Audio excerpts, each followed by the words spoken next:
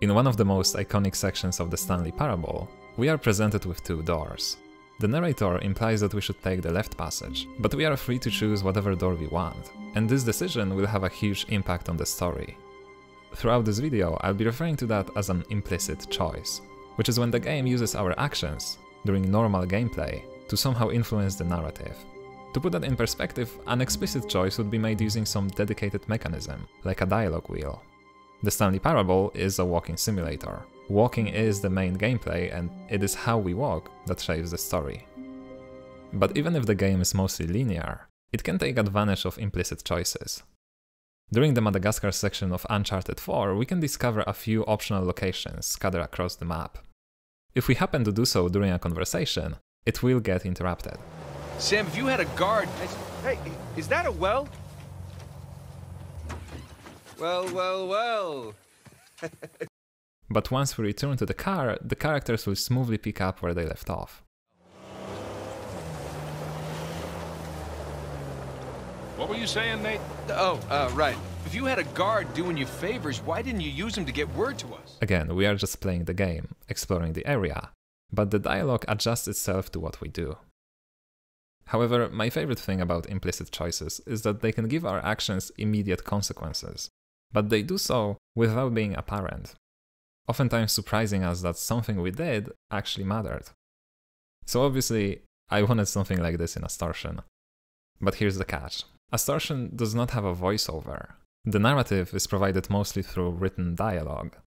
Now, if you take a look at other games like this, you'll notice that they tend to freeze the player during conversations, which makes sense, you don't want them to run away while the text is still visible, but it's not exactly compatible with implicit choice. We want to respond to the player's actions with dialogue, but if the dialogue forces them to stop, the game will feel jarring. Additionally, the player should be able to influence the ongoing conversation, but they can't because they get frozen. This is why I decided to break with convention and let the player play during the dialogue. And today we're gonna talk about the system that makes this possible. So let's start from the beginning. Before anything happens, something needs to request a dialogue. A lot of things can do that, the most interesting being the player themselves, using an interaction handle, a player detector when the player leaves or enters it, or an anchor when it's used. To request a dialogue, a global event is raised. It contains the event's ID and a list of facts called context. Context is useful to provide some information specific to the thing that's requested the dialogue. Imagine, for instance, that there are these weird trees scattered across the game. Inspecting any of them will trigger the same event. But we can use context to specify how many times this specific tree has been investigated. This allows us to respond differently when the player inspects the same tree for the second time, versus when they encounter a second tree. Of course, just raising an event won't do anything. Somewhere in the scene there's a component called Dialog Sequencer that handles these events. We know from the previous video that typewriter can be used to find the most suitable rule for a given event. A good analogy for what happens next is that of a timeline. The sequencer is like a track, and the rule is like a clip. When playing, different rules may do different things. For example, the dialogue rule displays its line and waits for the player to press E. After that, the clip ends, and now the sequencer will try to find the next rule. This chain reaction will continue until there's no more rule to be found. A result of this is a series of clips that I call a sequence. Keep in mind that the duration of these clips is not fixed, because we don't really know when the player will press E.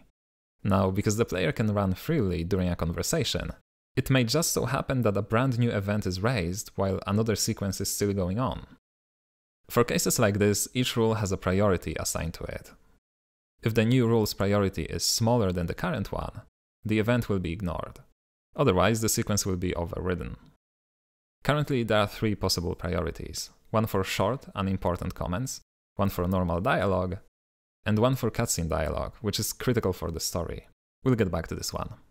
Notice that a sequence on its own, once it's started, continues no matter what the player does or where they are.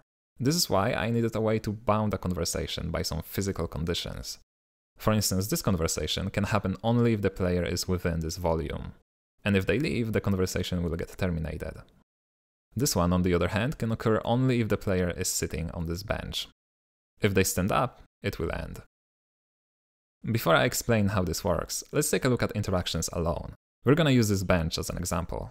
Every interaction is made up of smaller components called interactables. This bench uses two of them, called navigation and lock.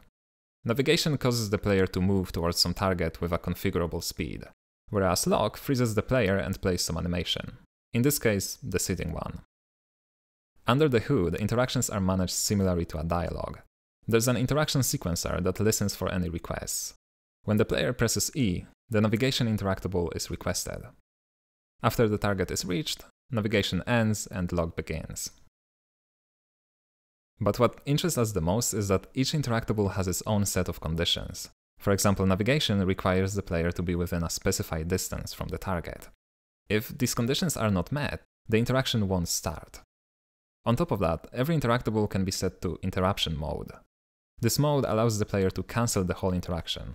It can work differently for different interactables. Lock, for instance, can be interrupted by going either left or right.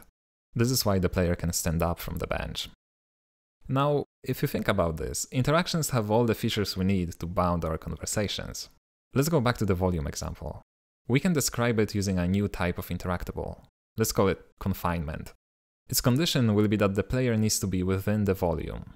By default, this interactable will prevent the player from leaving, unless we use interruption mode, in which case leaving will cancel the interaction. All we need to do now is synchronize the dialogue sequencer with the interaction sequencer, so that if the interaction ends earlier, it will also cancel the dialogue. Okay, knowing all of that, let's take a look at the whole process step by step. The player presses E. This causes the handle to raise a global event. This time, aside from the ID and the context, it also includes a reference to an interactable. The event reaches the interaction sequencer. It tests if the conditions are met, that is, if the player is within the volume. And it also asks the dialogue sequencer if it has any dialogue for this specific event. If so, both sequences start. The player now reads through the dialogue as they wish.